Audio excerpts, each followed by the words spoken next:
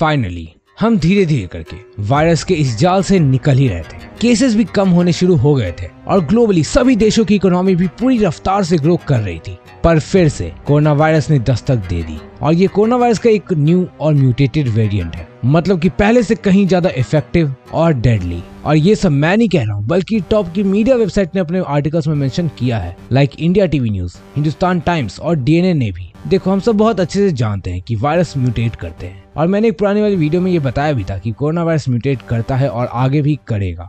और ऐसा भी हो सकता है कि ये जो हमने वैक्सीन बनाई है वो इन पर आगे चलकर काम भी ना आए। No one truly knows. मैं उस वीडियो का लिंक आई बटन में और डिस्क्रिप्शन में डाल दूंगा, तो आप लोग का मन करे तो चेकआउट कर लेना। पर यहाँ पर इस वेरिएंट को देखकर परेशानी शुरू हो गई है, क्योंकि क्विंट के अकॉर्डिंग ये भी बिल्कुल जैसा मैंने ओल्ड वीडियो में बताया था, संक्रमित करने के बाद लोगों में वैक्सीन के असर को खत्म कर देता है, विच क्लियरली मीन्स कि आप जितना वल्नरेबल थे उतने ही अगर ये वायरस आपको इन्फेक्ट कर दे तो हो जाओगे। हम सब अपने सामने क्लियरली देख पा रहे हैं कि किस तरह से हमने कुछ ही वक्त पहले कोरोना वायरस की प्रॉब्लम से खुद को ओवरकम किया था, पर लगता है मुसीबत पीछा छोड़ने का नाम ही नहीं ले रही है, जिस वजह से एक और न्यू वेरिएंट हमारे सामने आ गया जिसका नाम है ओमिक्रॉन। ये एक ग्रीक लेटर है, जिस तरह अल्फा, डेल्टा और गामा है, और लोगों का तो मानना है कि कहीं ये नया वेरिएंट ही ज़ॉम्बी वायरस का रूप ना ले ले। तो आज का वीडियो कोरोना वायरस के ही एक डेडली वेरिएंट ओमिक्रॉन के बारे में है, जिसने हमारे सामने दस्तक दे दी है और एक नहीं बल्कि कई देश पर अपनी कड़ी पकड़ बनानी शुरू कर दी है।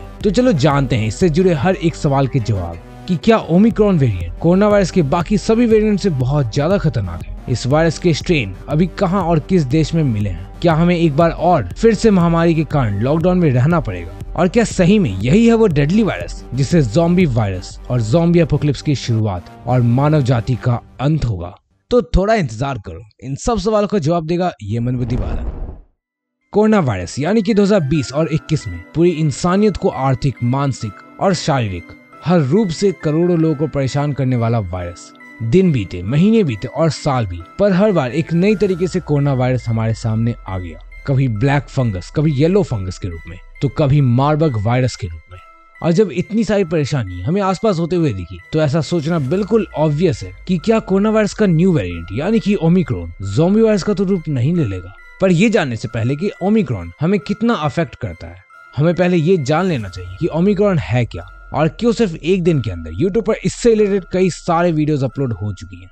तो सबसे पहले हम ये जानते हैं कि कोई भी वायरस हो या पैथोजन हो या इनफेक्ट हमारी ह्यूमन बॉडी ही क्यों ना हो, हम सब ओवर टाइम म्यूटेट करते हैं। मतलब म्यूटेशन की प्रोसेस लगातार चलती ही रहती है, जिस वजह से पहले हम बंदरों जैसे दिखते थे और आज ऐसे दिख रहे हैं। हम ह्यूमंस में म्यूटेशन काफी स्लो होती है, पर वायरस के केस में म्यूटेशन की प्रोसेस काफी ज्यादा तेज होती है। इतनी तेज कि ऐसा होना भी मुमकिन है कि आज हमने जो वैक्सीन बनाई है वो 1 महीने के अंदर ही काम करना बंद कर दे। एग्जैक्टली अब वायरस में कितनी ज्यादा म्यूटेशन होगी और कैसी म्यूटेशन होगी ये जानना तो वायरोलॉजिस्ट में काम है। पर जब भी कोई वायरस म्यूटेट करता है तो विदाउट एनी डाउट ये ना सिर्फ कॉमन लोगों के लिए परेशानी को शुरू करता है, बल्कि उन वायरोलॉजिस्ट को भी जिन्होंने किसी स्पेसिफिक वायरस के लिए वैक्सीन बनाई थी, क्योंकि म्यूटेशन के बाद उन्हें अपना एफर्ट वापस से शुरू करना पड़ता है। ओमिक्रॉन, जिसका साइंटिफिक नेम B11529 है, और कुछ नहीं बल्कि कुछ वक्त पहले आया कोरोना वायरस का ही एक वेरिएंट है। अब ऐसा नहीं है कि ये एक लौता वेरिएंट है, बल्कि अभी तक कोरोना वायरस के कई सारे और भी वेरिएंट और वर्जन आ चुके हैं,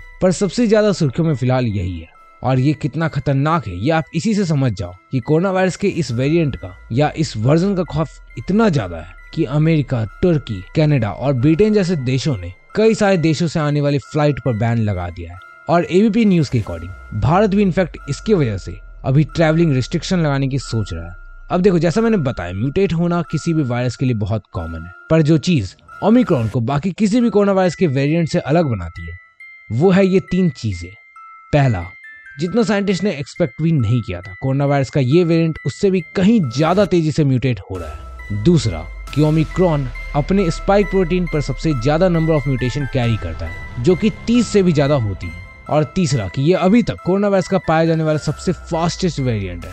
मतलब ये जिस स्पीड से फैलता है, मतलब कि ये जितना ज्यादा कंटेजियस है, उतनी तेजी से पहले कोई भी कोरोना वायरस का वेरिएंट नहीं फैल रहा था, which is quite disturbing in itself. Omicron का सबसे पहला केस हमें साउथ अफ्रीका के बोत्सवाना में देखने को मिलता है, और चूंकि इसके स्पाइक प्रोटीन में 30 से भी ज्यादा म्यूटेशन है, विच सिंपली मीन्स कि ये ज्यादा कंटेजियस है और बहुत ज्यादा डेडली इन्फेक्शन भी इसके कारण हो सकते हैं। और इनफैक्ट ये हमारे वैक्सीन से पीछा छुड़ा सकता है। अब देखो, मैं ये सारी इन्फॉर्मेशन और बातें डिफरेंट सोर्सेज से आपको बता रहा हूँ, जिनका लिंक मैं डिस्क्रिप्शन में डाल दूंगा। आपका मन करे तो चेकआउट कर लेना। तो ये सभी रीजन है जिस वजह से ओमिक्रॉन कोरोना वायरस का अब तक का सबसे ज्यादा कॉम्प्लिकेटेड वेरिएंट है। इनफैक्ट WHO ने इसे वेरिएंट ऑफ कंसर्न की लिस्ट में शामिल कर दिया है, जिसमें पहले अल्फा, बीटा, गामा, डेल्टा और कप्पा थे। अब ये सभी वायरस के वेरिएंट भी बहुत ज्यादा खतरनाक थे। अगर आपको याद हो तो 2020 के एंड में कोरोना के केसेस बढ़ने लगे थे, तो वो डेल्टा वेरिएंट की वजह से ही हुआ था।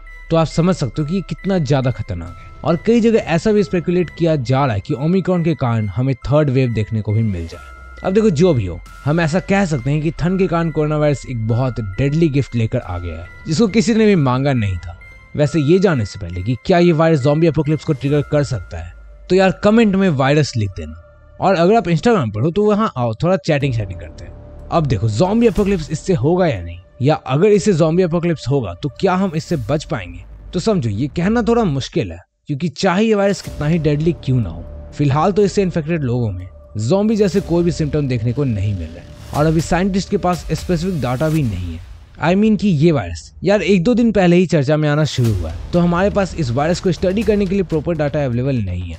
और साइंटिस्ट के अकॉर्डिंग भी ओनली टाइम विल टेल कि इस वायरस पर हमारे वैक्सीन इफेक्टिव प्रूव होते भी हैं या नहीं। मे बी हो जाए, मे बी नहीं, नो वन एक्चुअली नोज। और जहां तक बात है कि ज़ॉम्बी एपोकलिप्स की, तो देखो, मोस्ट प्रोबेबली जब भी ज़ॉम्बी एपोकलिप्स होगा तो ऐसी किसी वायरस के म्यूटेट करने से ही होगा, या किसी एविल माइंड के कारण इंटेंशनली रिलीज करने से होगा।